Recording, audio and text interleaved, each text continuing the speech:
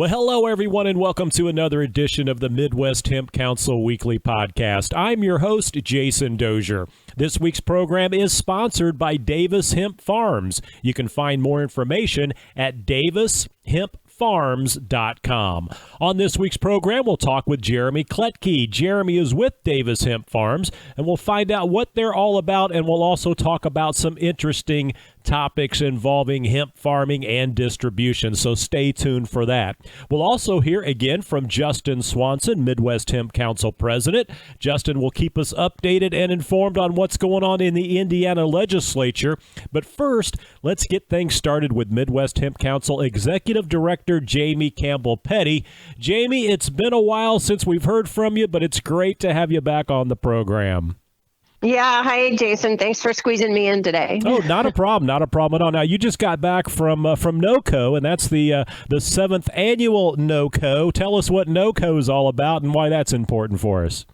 So it's a great gathering of hemp industry leaders and interested parties. Morris Beagle has led that event for 7 years. And of course, last year we weren't in person. So it was great to get back this year. And I have to say, amazingly, this is the first year I've been able to go. So I really enjoyed spending time with people I've known for years, people that have been in the hemp industry for decades. And we had a lot of Midwest Hemp Council members on panels, discussions, having booths, and a lot of our partners. So it was a great kickoff to post-COVID or transition COVID events. And Morris and his team did an amazing job with COVID compliance. It was incredible how well they were to do it. And where was this? That was at Denver. It was in Denver at the Stockyards. Oh, okay. Excellent. Yeah, it's great to be able to look forward and know that we can finally start getting back together again this year. Right. Yeah. Speaking of which, that's one reason I wanted to talk to you, Jason, because we've got a lot of stuff coming up. Well, I know that the next event coming up, the Cbd Expo Midwest. Tell us about that, where it's at, how people can get information on that. Sure. So you can go to our website for a link or our social media, and we are working with them to build out some panels. We will have Justin Swanson, Austin Rodas, Greg Kruger, Nicole Anderson. Several people are going to be engaged with that, and we're also talking to Kia at Adams Testing and Ryan at KCA Labs to join us. So we're glad to be able to step in. That's at the Marriott East on Friday, April 9th and Saturday, April 10th. Midwest Hemp Council will have a booth there, so come out. A lot of our members are going to staff that. And also, if you are a Midwest Hemp Council member, if you saw yesterday's newsletter and or if you go to the website, as a Midwest Hemp Council member, you are entitled to a free ticket to the conference and expo, and instructions are in yesterday's newsletter, and you can watch for those on the website or the member portal of the website. Excellent. Again, that's coming up here in the next couple weeks, April 9th and 10th. And then, it's been a long time since I've been to a soiree, but we've got one coming up here on May 13th. Tell us about that. We do. And again, excited. I know, Jason, you were able to join us in 2019 when we had our event at the Indiana Historical Society. So we'll be doing that again on May 13th. Details have gone out in the newsletter, and they're on our website as well. Should I say some details? We haven't launched everything yet. But we will be launching, giving more details. It'll be May 13th at the Indiana Historical Society. For Midwest Hemp Council members, we will have our annual business meeting first, and I believe that's going to be around 5 o'clock, and then we will open the doors to the public. Admission will be $50 for non-Midwest Hemp Council members, and admission for members will be $25. And we plan to have it'll be a cash bar. But we'll have some speakers there, and we are looking for sponsors if anybody's interested in sponsoring. We're looking forward to a really nice evening of networking and updating many on the legislation and regulatory environment. Well, we've been talking for a year now about how important it is to network and be able to get face-to-face with folks and how much that does help business in general, but certainly the hemp industry. Folks need to be able to get together and talk. So now we've got two opportunities to do that, the Cbd Expo Midwest in April, the spring soiree in May. Also, the another big thing that's going on that has been going on, the Policy Circle every second Tuesday. It is, and that's for our Policy Circle members. If you go to the website and check out membership, we have 2 membership levels, Policy Circle, and that's currently $300 a year. We have Hemp Supporter for $100, but as Policy Circle, you get your logo on the member page, you get a direct line for input into policy and regulation, and primarily through this second Tuesday of the month Policy Circle meeting. And in addition, we encourage everyone, even if you're not prepared to join us, which we hope you are, there is a link on the website where you can join and receive our newsletter, which is still, it's a great opportunity to keep up to date. A newsletter goes out every Tuesday. And in that newsletter, you're going to be able to find out who is coming up on the Thursday podcast with you, Jason. There we go. Yeah. Big news. Yeah, so the podcast has been going every Thursday. We are in search of podcast sponsorship, and anyone who's interested in that can reach out to myself or Brandy. There are quite a few. I believe we've got June and July open, but what we'd really like to do is find someone to sponsor us just through the end of the year, and a lot of benefits that go along with that, let alone making sure that we continue to get factual reporting out and meeting of all the members and industry leaders. There we go. And it's important to hear me every week. Absolutely. We need to hear your voice every week. Well, there we go. Okay. So, yeah, sponsorship is available. Certainly jump on that if you can. Now, also coming up in July, another opportunity to get together. I love the field days, the hemp field days, and we've got one coming up in July. We do. And unfortunately, we don't have a set date yet. We need to figure out when everybody gets to get in the field and plant, and we're going to work on it. We're actually working with members with not only within the region, but members and partners in Colorado and Oregon and California. We are looking at possibly hosting some unique and specialized harvesting equipment here. And we will have field opportunity to watch harvesting. We're going to have a business forum where people can not only learn about the fiber itself, but about the supply chain and where we're headed with supply chain and infrastructure. So a lot of that'll come out. We'll unroll all that information, but please stay tuned because we anticipate mid to late July for that event. Excellent. It'd be great to get outdoors and see what's going on there. Now, the other event that I really enjoyed from a couple years ago, I believe it was the first one. So I don't know if this is the second one, the Hemp at the Crossroads for 2021. This is the second one, correct? It is. Unfortunately, we had to cancel 2019, but we are fired up. I'm really getting excited. We were able to extend our time by a half a day. Again, we're looking for sponsors. Booths for sale are for sale now. Be sure and log into the website as a member so you can enjoy the member discounts, whether it's for registration, sponsorship, or booth space. And I believe that we have extended the early bird discounts until September 1st. All right, and this is a December 1st through 3rd event.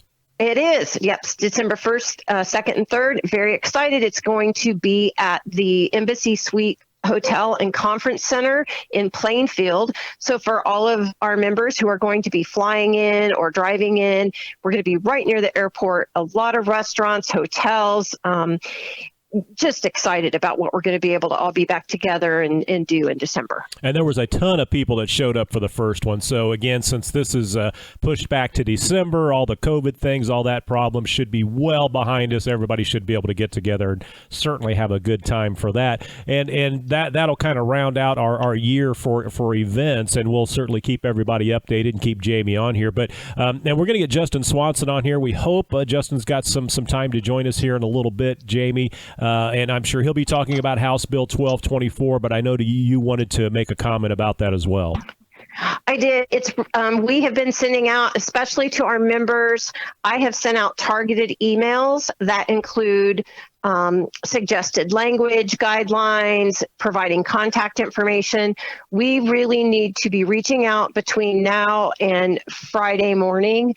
The earlier on Thursday that you can hear this and get to that, that's great. But if you haven't seen my emails, please get to them. And even if you're placing calls and emails over the weekend, don't let a timeline stop you, but I do encourage everyone to do it as soon as possible. It took me literally 5 minutes to call every senator on the committee and about 10 minutes to email everyone. So it won't take long, and we need your voice. We need your support so that we can get this bill out of the committee and onto the Senate floor. And when you that's Indiana specific. And when you make that phone call, you're not talking specifically to the lawmaker, but when you say you made all those in 5 minutes, so if somebody wants to pick up the phone and make that phone call, who are they talking to? Who's on that other end, and what are they? Now again, they need to look in the email and that sort of thing to find out what to say. But who are they actually talking to? Is that a voicemail, or is that a person, or how does that work? Do you know? I commonly receive a voicemail, and when I do that, I leave my name. I carefully leave my name, my phone number, and that I am requesting their support and that I'm available for questions. Simple as that. And it is normally a voicemail. Otherwise, you will get the legislative assistant, and we have provided the legislative assistant's name for you for each of the senators on this committee. So you have a phone number, an email, and names and points of contact. It's all right there. If you did not receive an email, please reach out to me at jamie@midwestcouncil.net, and I will ensure that you receive the email that lays out some suggested language, bullet points, and the contact information. There we go. Jamie, anything else before we let you go? I think that's it, Jason, and I want to thank you for letting me jump on here today. And we do, in addition to the events we hope to be adding in some more in-person networking. And as soon as that happens, I'll come back and let you know. And look forward to seeing everybody May 13th. Excellent. Once again, Jamie Campbell-Petty, Executive Director of the Midwest Hemp Council. Jamie, like I said, it's been a while since we heard from you, but it's always great when we do, so we certainly do appreciate it. Take care, Jason. All right, we'll talk to you soon. All right, next we turn our attention to Justin Swanson. Justin is the Midwest Hemp Council President. He also keeps us updated and informed on what's going on in the Indiana legislature. Justin, how you doing today? I'm good, Jason. I'm excited to give some updates here. It's April 1st, so it's always exciting for us. On the lobbyist side, I'm sure the legislators feel the same way as we're coming up on the end of session. So we will be out. Legislature will be done. They're aiming to try to get done on April 21st. That's going to be early this year, isn't it? Yeah, so traditionally during the budget year like we have this year, they have to be out by April 29th. But we've seen years past, there's been a trend to try to get out early. And so really what kind of the biggest thing in the legislature right now outside of hemp, believe it or not, there's other things going on there. You don't say. Really, the Senate is getting ready they just had their budget hearing on the House's proposed budget, and they'll come back next week with basically with an amendment that's going to highlight their spending priorities for the state. Didn't see my name in there anywhere, did you? Not yet. No, still working on that. Maybe next year. Okay. Go ahead. Didn't mean to interrupt you there. And then basically what's going to happen is the Senate and the House leaders will get together and try to compromise on how to spend the money. So that's really the biggest bill out there. And then kind of what all the legislators are waiting on to have those discussions and negotiations is the state's April revenue forecast. So it's kind of projecting what kind of revenue we'll have for the next 2 years. And that's how legislators kind of know what their what money they have, how much money they have, and where they can place it. All right. And just a side note, Justin, does a lot of this go on, not necessarily behind closed doors in a nefarious way, but just does a lot of this discussion go on out of the public view, or does this go on in the chambers, in the room where you can sit and listen and hear the debates and things like that? Does it get to that point? So, the vast majority of this stuff is they always take public testimony, and, you can get online and watch all this stuff. But really the last 2 weeks of session here, when we have this, what's termed, conference committee, when you have legislators negotiating, that is more, legislator to legislator. I don't really like the connotation behind the scenes. Right. That's more of the direct conversations between, a House member and a Senate member trying to figure out, okay, here's my bill. This is what you changed in it. How can we find, where's the common ground here, and what can we both agree on in terms of what this bill should look like? Right. So go ahead. Yeah, I guess I was just looking at it from the point of view, is it a spectator sport, or is it something where you just wait for results? It's a little bit of both. You got a lot of bit of hurry up and waiting, and then also you need to make sure that if you're a legislator, that your interests or what issues you are working on, make sure they cross the finish line, because towards the end of session here, these guys get grumpy. If they start seeing some no votes up on the screen, they all might just pile on and kill a bill just because they're in a bad mood. It's happened before, so this is kind of the exciting time of session. Because everything's moving fast and legislators are looking for new homes for language that may not have, hit a specific deadline. Well, one of the things important to us is the hemp flower hearing, and that's coming up this Monday. That's exactly right. So we have House Bill 1224 up for hearing in Commerce and Technology. So we're over in the Senate. We passed the House 69-28. So we had a really good majority and a strong showing of support from House members. And on Monday, it's, we're going to be having the same discussions on trying to educate lawmakers on, why it's so important to make sure that our farmers have access to, the whole hemp plant market. And this idea of picking and choosing what's legal off the hemp plant has already been answered at the federal level. And really all we're trying to ask for is, allow our farmers, allow our small businesses to be competitive on a national market that's projected to hit $300-400 million by 2025. So it sounds like our cup is 2/3 full and 1/3 empty. How do we get that other third to get to the top? That's a great question. I wish I knew the answer to that right now.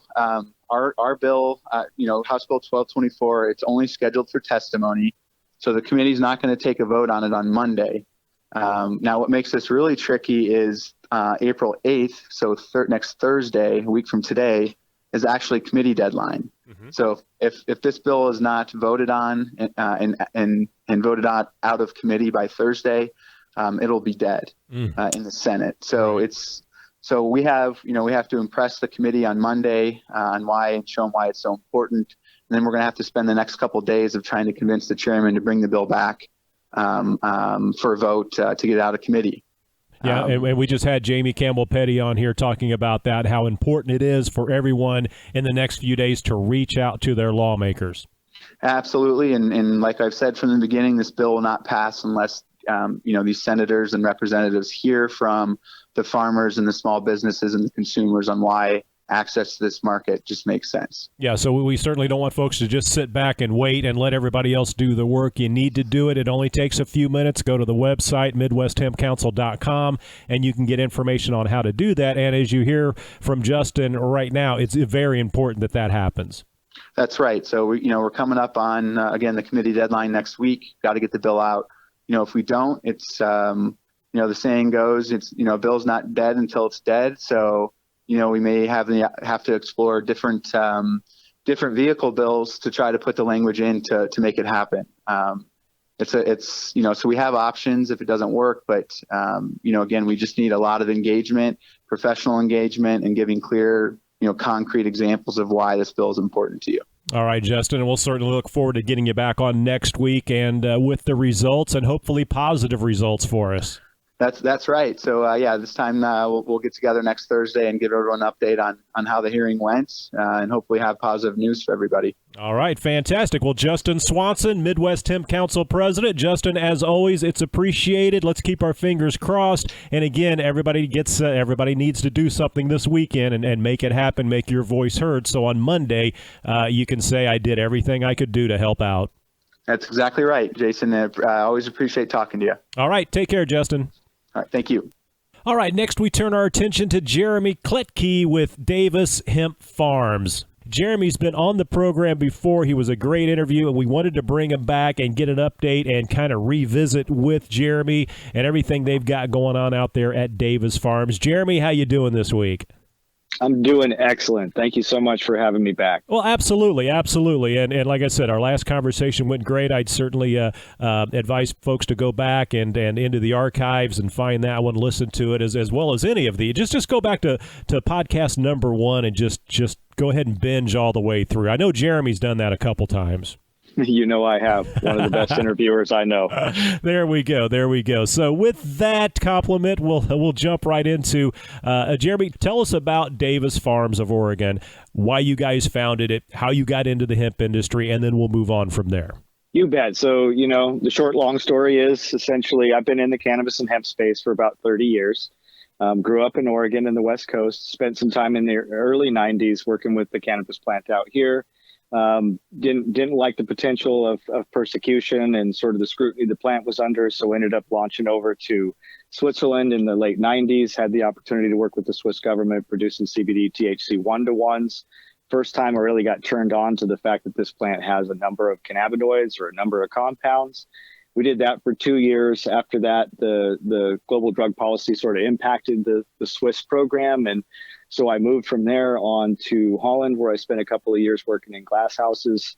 From there, I ended up in Czech Republic and then back here in 2007 in Oregon once the medical program started. And we became known as the primary producer of CBD 1-to-1, 2-to-1, 10-to-1, and 20-to-1 ratios. So type 2 plants, for those who are familiar with the cannabis and hemp plant. And that gave us quite a launching platform in the medical arena. And again, really just tuned me into the value and power of this plant for human health. And when did the attention turn to hemp? So there we go. Just getting to that. So here we move into 2015. And we're already producing these 20-to-1 varieties, and we're supplying these the medical industry in Oregon here, and the hemp bill for CBD production passes. And what we realized is there were not a lot of quality genetics out there. We have these varieties in cannabis that have been primarily coddled and babied indoors. And so how do you introduce field hardiness? And a lot of these also were, as we know now, we're on the edge of compliance. So we have these stringent compliance requirements of 0.3 THC. And a lot of these were going over the top of that. So the genetics were the issue. Me having the experience breeding cannabis for a number of years, actually a couple of decades, it made sense for us to start leaning into trying to produce these field stable, hardy 30-to-1 varieties. And so that was where we started into the hemp program. Okay, and let me ask you this, Jeremy, as somebody that was a pioneer in this, you were involved well before 2014. Where did the original hemp plants, hemp seeds come from that everybody is using right now? I mean, at some point it became legal or actually to experiment there in 2014, then 2018. But where are these clones and these seeds? Where did they originate from in the beginning? Okay, and that's an interesting question because the gene pool is really small. The CBD producing plants for hemp come from mostly a handful, maybe 6 or 7. Mother varieties. And most of those also were coddled varieties. They're what I call anomalies that survived sort of from the THC industry. So non-psychoactive, but had good terpene production and good resin. And those would be varieties like Cherry or The Wife or R4, which is what Charlotte's Web is based off of. So those varieties are, again, limited germplasm, but germplasm that was here and usually existed in clone-only varieties. So that's kind of where most of that stuff comes from. In our case, we did something very unique and went out and collected wild American feral varieties to introduce field hardiness into these coddled babies. And indoor babies. And that would lead up to my next question. Was hemp growing wild here in the United States as of 2014? Were they able to get clones or seeds that way?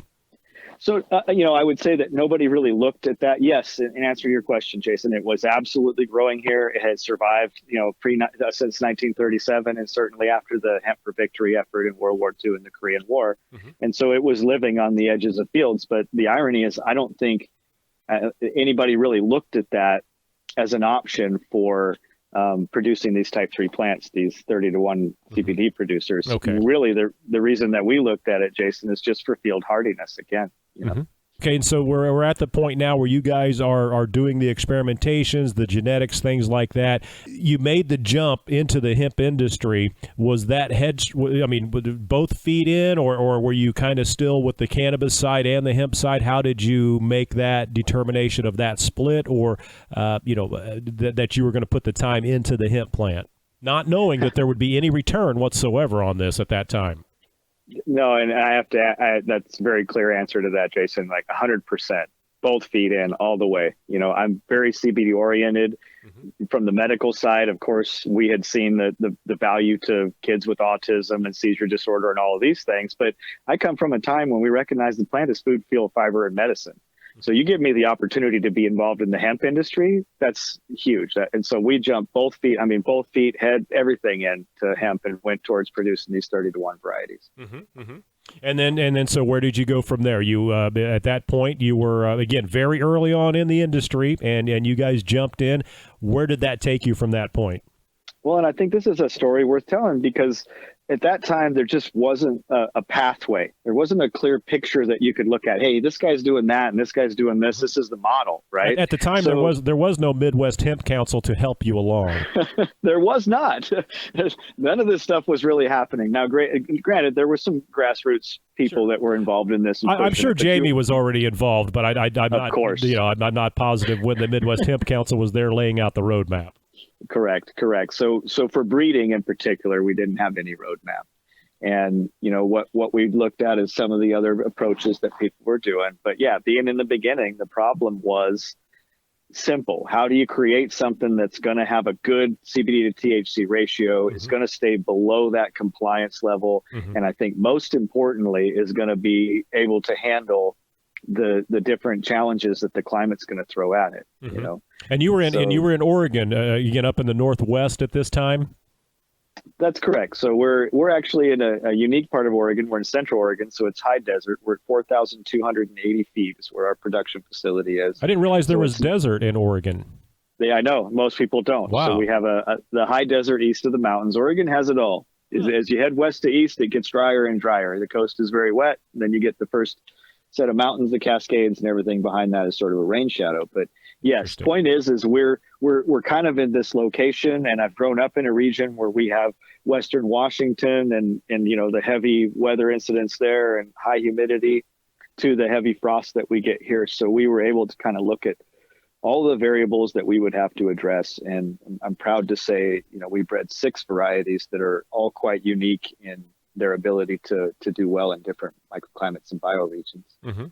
Now, your climate helped out, but also at the time, your lawmakers certainly helped out because Oregon was one of the states leading the charge for legalizing hemp. So that certainly was a benefit for you, given your location.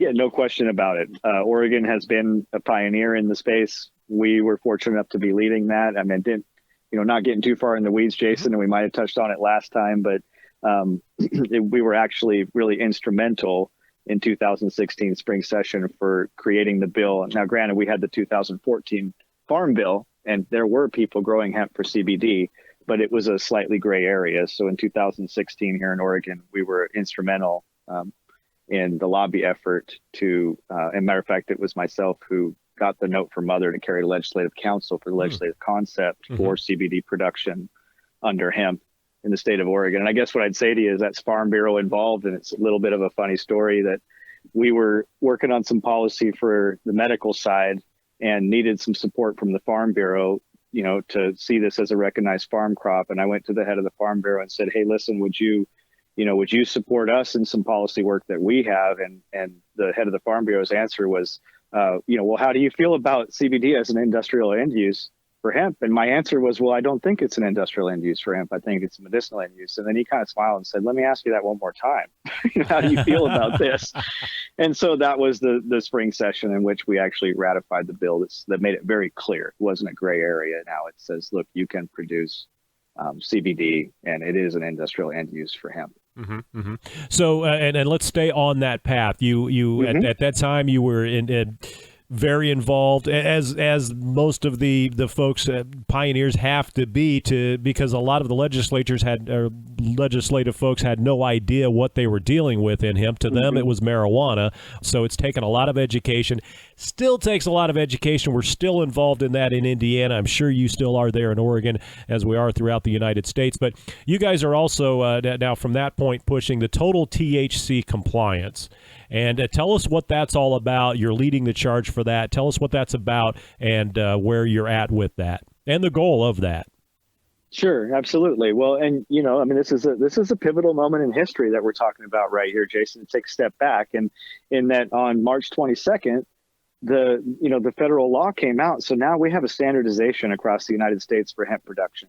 And I've seen a lot of chatter in our industry about this 0.3, threshold being unreasonable and fighting for a higher threshold. And I think we'll get there. But as a pioneer who's been doing this for so many decades, I just want everyone to please take a step back and recognize what's really happened here. We now have a standardization. And if you don't have a standardization in policy, then this stuff can't really get out far. It just doesn't have the reach. So now that we have this national standardization, everything's going to start to fast track for hemp. And I don't know how many people are aware, but the European Union recently adopted 0.3 total THC as their compliance requirement. So once that starts to happen, now we have the ability to move forward on a global platform, which is what we need for this plant for food, fuel, fiber, and medicine. So I really want to just say that this is a very monumental moment in history. But back into this total T, what's going on here is that a lot of the pilot programs as the states developed, Oregon being one of them, because of the lack of availability of really high quality compliant genetics, they developed a policy or a pilot program that tested only the Delta 9 variant of the THC.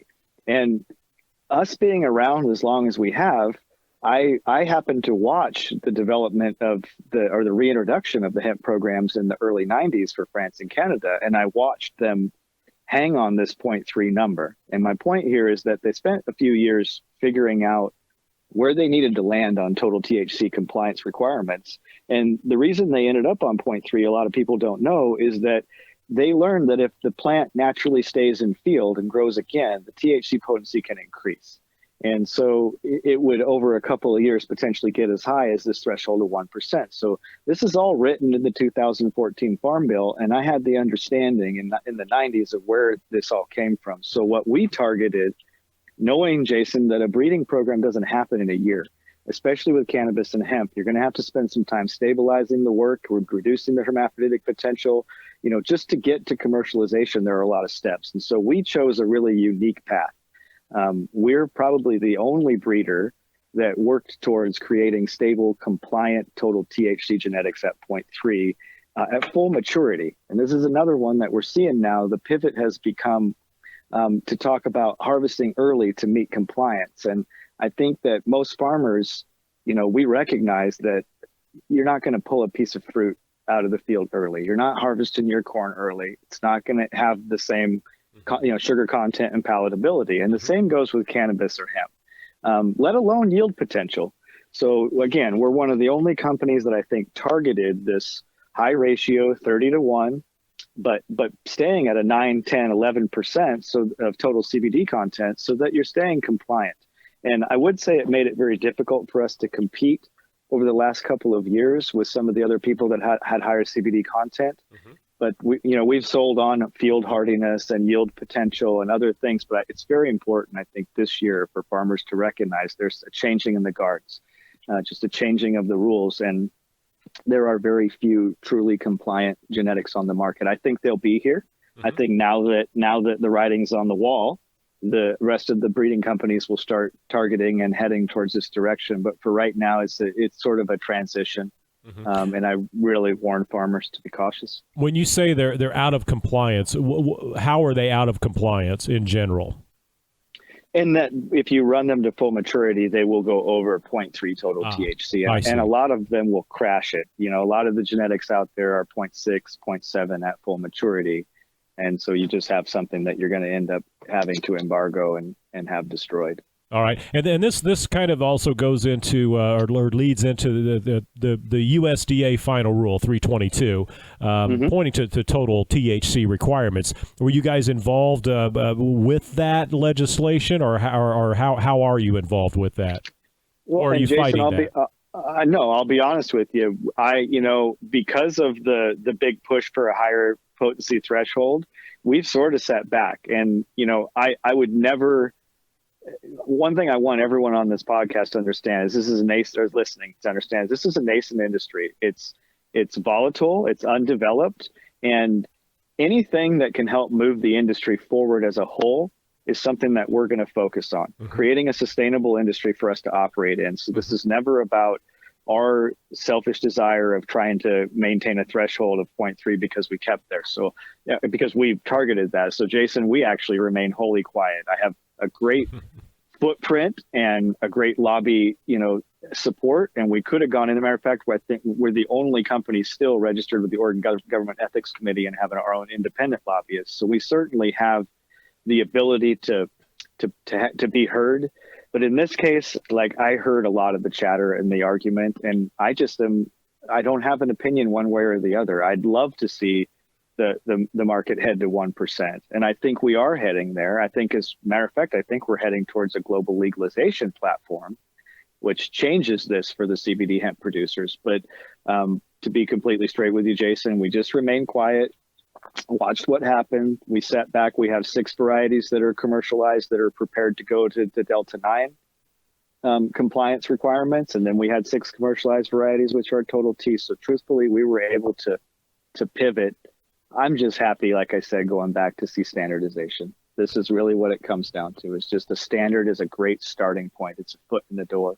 So with you, again, pushing the or with the 0.3, you're happy with that, and you guys are looking to stay in compliance with that. You're saying the rest of the industry is trying to go to 1%. Yeah, and forgive me for not, for just making the assumption that everybody was tapped into this. Yeah, you have to assume when you talk to me, you got to keep it simple, stupid. No problem. No problem. And really, I want everybody. I don't want to talk over anybody's head, but yes, that's essentially what's happened. Is the USDA released their interim final rule, which let everybody, and this was last year, let everybody know, hey guys, this is what's coming down the pipe. We want your comments. Everybody came in, and they were, the USDA was overwhelmed with comments. And through that next year, they ended up coming out and developing the policy based on those comments. And they were, in my humble opinion, they were very respectful with what they've done with creating the new policy. Is there a negative to go to 1% versus 0.3? I don't think there is. I don't think we're creating an intoxicating product when we do that. And what I would say is, even if we go to 0.6, almost all of the genetics become, relatively compliant. So now the gene pool broadens, the farmer has more selection, and I certainly don't think we're in a position where we're creating an intoxicating product and, we're becoming the scourge or anything. And one other thing I wanted to hit on there that you mentioned that I kind of flew past. Each state, they can have their regulations. The country, United States, can have a regulation, again, 0.3, 1%, whatever they come up with. But you mentioned that the international law or rule of 1%. How would the international rule or law, however you term that, would the United States go along with that, or would they have to agree to that, and then each state have to agree to that to go up to 0.6 or 1? How would that work? Because we don't typically have many international laws that we would comply with or have to comply with. No, and I'm with you. And I think really what we're talking about when we talk about global standardization is just not limiting commerce. Right, not restricting commerce. So when we have a unilateral threshold for THC, now all of a sudden we know that a product grown here can be shipped to there. So basically, if we keep it at 0.3% in the United States, and the rest of the world goes to 1%, their products would not be able to be brought into the United States. Correct? Am I on the right path there? You are on the right path, but more, I think what I was referring to is the opposite, that if they're at 0.3 and we're at 0.3, now we have the ability to engage in commerce with one another. Because they won't want our 0.3 if they're at 1. No, they wouldn't, and there's no benefit to it. But I do want to say that what I see happening, and there are a few outliers. So we have some countries like Mexico, I believe, Ecuador has pushed for 1% right now.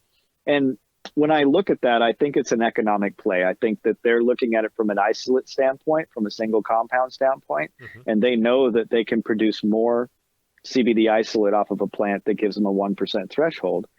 So it's an economic play in my eyes. However, it falls outside of the global standard. So now the only product that can be shipped out of those countries is an isolated product. So you can't ship any broad spectrum. You can't ship any flower out because your THC potency is going to be too high.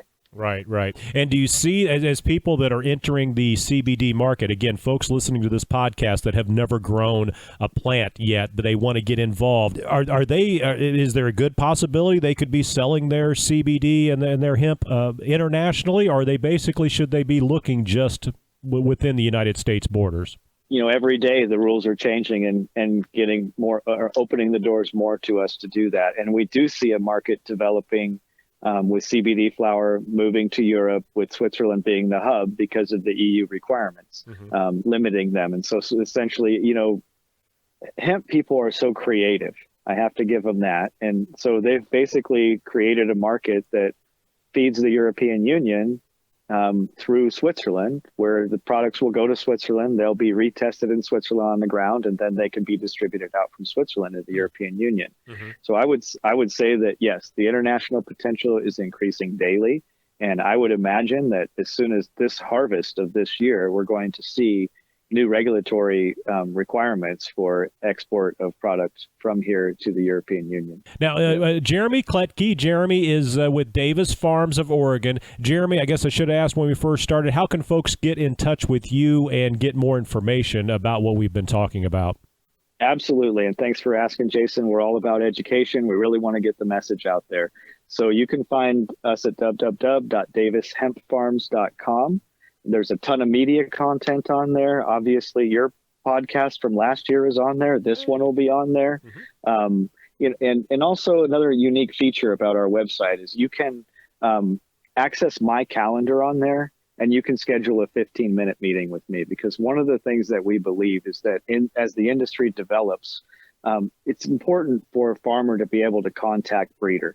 This is a really unique space. The way that we're producing seed is really unique. Historically, a farmer has come to trust and depend and rely on their seed. A seed is a seed, and it's just not so with hemp. So as the industry develops and the genetics improve and certifications come online, I mean, once we all have a blue tag certification, we get to a place farmers can trust. But I'm accessible, and I want to be accessible. So I definitely want the individuals out there to understand that.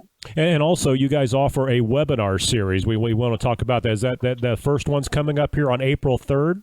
And thanks for bringing it up. So this is our second year of doing our educational webinar series. It's 3 webinars leading up to the planting season. That's correct. The first one will be on Saturday the 3rd, and it is all on genetics. And it's not just me. We're going to have some other industry experts join us. We have Ben Brimlow from IND Hemp will join us, and we're going to discuss the current state of industrial hemp genetics. We are going to have Reggie Weidman, who is a hemp breeder and geneticist who is familiar with Southern latitudes, and we're going to talk about and I know it's not so important for Midwest Hemp Council, but you guys do have a national presence, whether you realize it or not. So some of the people in the Southern latitudes, we're going to talk about the influence of Southern latitudes on plant expression. And then we're also bringing on John Bays, who is traditionally, he is more of a THC breeder, but we did a program that was hemp specific last year, which is a donation program to the Dalai Lama and the Dalai Lama's library. And that strain, that variety is called Bhutan Glory. And so he's going to come on for 5 minutes and talk about that. Should be a very fun event on Saturday the 3rd if anybody wants to attend, and you can sign up right on our website at davishempfarms.com. Second one on the 30th of April, again, a good topic for a lot of farmers is field nutrition and field management. We see a lot of farmers throwing in at the crop too long. It's just a unique crop. It has some nuances of how you need it to set flower and trigger, so we're going to go through some of those components. And we're going to bring on some people that work in nutrition development and cultivation of field management. And we're going to try and get a buddy of ours who does integrated pest management to come on as well. Last one, I'm sorry for being long-winded, Jason. No, by all means. Okay, the last one on 515 is know your end market. And this is a lot of the problem that we see as farmers get excited to plant without really knowing where their offtake is and what they're growing for. This crop is a pretty diverse crop, as we've touched on, CBD isolates, broad spectrum distillates, smokable flower market, so we're going to talk a little bit about knowing your end market. We're going to bring a processor on that we trust to talk about it. We're going to bring ideally a retailer on who has brick and mortar and moves a lot of retail CBD products to talk. But yeah, the idea being, Jason, just give the farmers the tools that they need to have a successful crop and create a sustainable industry. Well, I'm glad you went in depth on those the explanations of that, because I think there's a lot of things there that would trick or trip people to want to go do this or check out that webinar. A lot of interesting topics there, and some people that covering topics that people need to know about. So that's I'm glad you went into the detail on that. And again, this kicks off April 3rd, so that's next week. People need to get to the website and get signed up for that, and that's davishempfarms.com, correct? Yes, and I should add, is fair or unfair, Jason, we capped the attendance to 200 on these webinars because we like to engage with everybody, and sometimes it just becomes a little too intense to engage if you have more than a couple hundred. Sure. And on the first one, we do sell these out. We sold them out last year. We'll sell them out again this year. So if you guys cannot sell them out, they're free webinar, but we'll reach capacity. So if you guys want to get in there and be able to Q&A, please, sign up. However, these will be available. They'll go right onto our YouTube channel afterwards, just like our last year's webinars, and they'll be accessible to anybody anytime. And folks can watch last year's webinar then as well. That's correct. And there was a three webinar series last year. And again, you can find our podcast, which I think is very valuable as well. Jason, you did a great job last year. Fantastic. Well, thank you so much on that, Jeremy. And again, I highly encourage folks to check out davishempfarms.com, because as you just said, there's a lot of resource on there. Even though you guys are out in Oregon, we're here in the Midwest, doesn't matter. So we certainly encourage folks to go check that out. And that's why we wanted to get you on the program today, Jeremy, because, Davis Hemp Farms, you guys have so much information and knowledge to offer. And we always appreciate talking to you and getting you on the program. Thank you. Anytime, Jason. I don't know if you realize it, but Midwest Hemp Council has been an incredible resource for people around the nation. We really appreciate you. It's funny being out here in Oregon, but there are just a few around the nation, and you guys being one of them. So thank you for your support and for helping all the farmers in your region as well as around the nation. Well, we have to tip the hat to Jamie Campbell Petty and Justin Swanson with the Midwest Hemp Council for leading that charge, because without those folks, I'm not sure that Midwest Hemp Council would have the presence that it does have. But Jeremy, thank you so much for your time. Is there anything else that we need to go or hit on that we have not touched on today? I don't think so. I just want to say I appreciate you guys again very much, and Jamie. It's a wonderful, wonderful resource you guys have been for hemp farmers, and that's what we all want to be. We just want to help this industry to succeed. All right. Well, as the world opens back up again post-COVID, hopefully we'll see you here in the Midwest soon, Jeremy. We've got a lot of events coming up, and I know you guys do too. So again, hopefully we'll cross paths here soon and be able to shake hands like real people. I look forward to the day. Thank you so much, Jason. All right, Jeremy, you have a good one and take care. All right. You take care. Thank you. All right, and that's going to do it for our show this week. This week's podcast is brought to you by Davis Hemp Farms. You can find more information about Davis Hemp Farms at davishempfarms.com. If you'd like more information about the Midwest Hemp Council, please go to our website, midwesthempcouncil.com, and find out how you can get involved, volunteer, and become a member. Thanks again for tuning in, and remember to tell a friend about the Midwest Hemp Council Weekly Podcast. I'm your host, Jason Dozier, and we'll see you next time. So long, everyone.